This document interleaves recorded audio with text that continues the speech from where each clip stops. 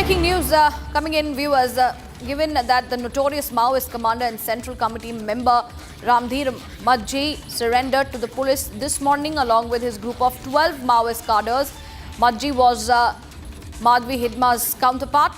Ramdhir carried a bounty of 1 crore rupees on his head. He has now surrendered along with 12 Maoist cadres. They have surrendered, and Majhi was Madhvi Hidma's counterpart, and he had carried a bounty of 1 crore rupees on his head. That's the breaking development coming in as multiple Maoists have let their arms down, and it is a success for the central government to bring this entire Maoist nexus down as they push for a Maoist-free country.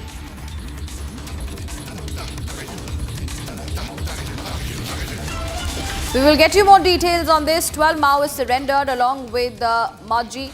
He was the notorious Maoist commander and the Central Committee member. Central Committee member Ramdhir Majhi has surrendered to the police. Previously also we had seen several of the Maoist groups and the members had surrendered in front of the police at multiple areas in Chhattisgarh and the border areas of the state, and efforts of the central government to bring down the entire nexus. Those are the visuals also coming in. They have surrendered their arms and ammunition in front of the police. 12 Maoists have surrendered in Chhattisgarh.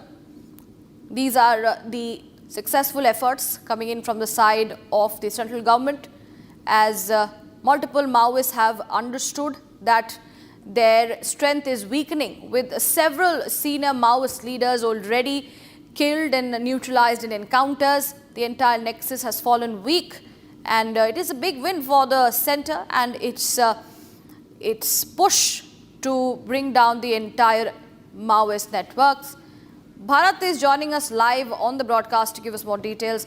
Bharat 12 Maoist ने surrender की है छत्तीसगढ़ में. ये central government के side से जो Maoism ख़त्म करने की जो उन्होंने व्यवस्था की है उसके लिए एक सक्सेस के तौर से देखा जा रहा है, और जानकारी दीजिए.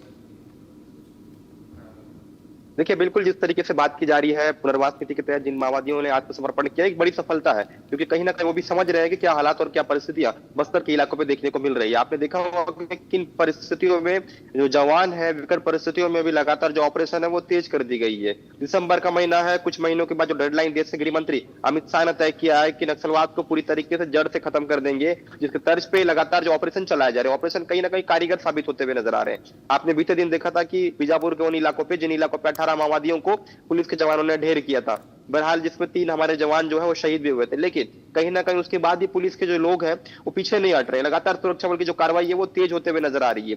इसी का जो खमियाजा है एक तरीके से माओवादी संगठन में भी देखने को मिल रहा है. माओवादी संगठन अब पूरी तरीके से कमजोर हो चुका है, उनके पास कोई रास्ते हैं ही नहीं. इस वजह से वो सरेंडर करना उचित समझ रहे हैं. इसी वजह से बहुत से जो माओवादी हैं आज भी सरेंडर किए. 12 माओवादियों ने हथियार समेत जो मुख्यधारा में लौटने के लिए सरकार के समक्ष उन्होंने हथियार डाल दिया है. और वही बात अगर बात की जाए दक्षिण बस्तर के इलाकों की अगर बात की जाए, तो उन इलाकों पे जिन इलाकों पे बहुत सक्रियता माओवादियों की देखी जाती है, उन इलाकों से भी जिस तरीके से बड़े बड़े कैडर का नाम आता है, उसमें से कई जो कैडर है उन्होंने आज भी आत्मसमर्पण कर दिया है. जी, इन दिनों कांकेर की बात की जाए या गढ़चिरौली की बात की जाए, इन सब जगहों से भी, बस्तर से भी काफ़ी माओवादियों ने अपने जो आर्म्स एंड एम्युनिशंस हैं वो ले डाउन की है ऑफिशियल्स के सामने.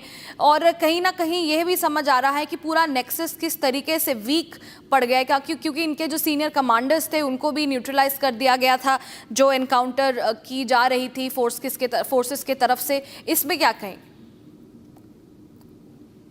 निश्चित तौर पे जिस तरीके से आत्मसमर्पण कर रहे हैं और जिस तरीके से जो बड़े कैडर है, आपने कहा कि बड़े बड़े कैडर जो हैं वो न्यूट्रलाइज की जा रहे हैं, यानी बहुत से बड़े बड़े माओवादी, बसपा राजू की अगर बात की जाए, बड़े पद पे काबिज था माओवादी संगठन में, शीर्ष नेता उनको माना जाता है. जो ये वो लोग होते हैं जो शीर्ष नेतृत्व करते हैं, यानी वो ऐसे लोग अगर माओवादी लोग अगर मारे जा रहे हैं तो निचले कैडर की स्थिति क्या होगी, जरा समझिएगा इस बात को। मांडवी हिड़मा कुछ दिन पहले जिक्र हुआ था। मांडवी हिड़मा वो नेता है बस्तर में आदिवासी वर्ग से आता बड़े पद पे काबिज थे, यानी पहले बटालियन नंबर 1 कमांडर हुआ करता था।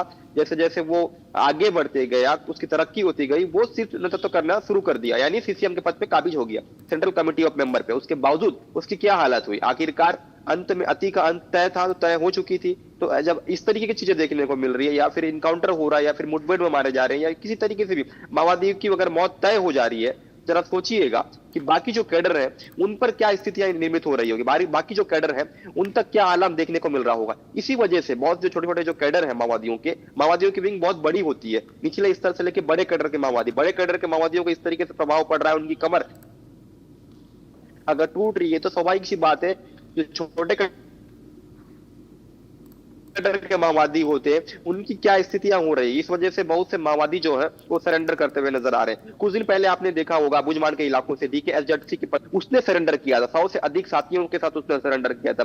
रुपेश वही रुपेश है जो हमेशा प्रेस नोट जो है उनके द्वारा माओवादियों के तरफ से जो जारी हुआ करती थी, तो रुपेश ने कई बार अपील भी की थी माओवादी संगठन में। सरेंडर करने के बाद अपील जो है उन्होंने एक अपील जो वीडियो है वो भी किया था कि बाकी जो संगठन के लोग हैं स्थिति परिस्थितियां जो अभी की हालात में विपरीत नजर आ रही है, अगर हम अभी सरेंडर नहीं करेंगे तो हमें बहुत नुकसान हो सकता है। उन्होंने अपील किया था। अपील करने के बाद लगातार अलग अलग इलाकों पे, बस्तर के अलग अलग इलाकों पे जहां माओवादी संगठन जो सक्रिय है, बहुत से ऐसे इलाके हैं जहां से जो लोग बेहद सक्रिय माने जाते हैं वो लोग भी समर्पण कर रहे हैं। कुछ दिन पहले आपने देखा होगा MMC जोन यानी मध्य प्रदेश, महाराष्ट्र और छत्तीसगढ़ के जो प्रवक्ता है अनंत ने जिस तरीके से बात कर रहे थे, वो अनंत काफी पढ़े लिखे और काफी सुलझे व्यक्ति हैं और उन्होंने मुंबई में पढ़ाई किया था। तो वो जो माओवादी है उन्होंने भी आत्मसमर्पण किया, तो कहीं ना कहीं उनकी जो नींव है, मजबूत विंग है, जो बड़े कैडर है वो अगर आत्मसमर्पण कर रहे हैं तो आमतौर पर जरा सोचिएगा कि छोटे कैडर की क्या स्थितियां हो रही है। इस वजह से बाकी लोग भी समर्पण करने के लिए मजबूर हो रहे हैं, क्योंकि उनके पास अभी वर्तमान स्थितियों में विकल्प नहीं है, या तो मारे जाएंगे या फिर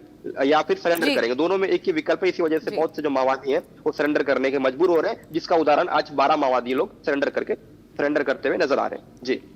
जी बिल्कुल, धन्यवाद हमारे साथ जुड़ने के लिए और ये तमाम जानकारी हमें इस वक्त देने के लिए। With that viewers, we now shift our focus to the news that we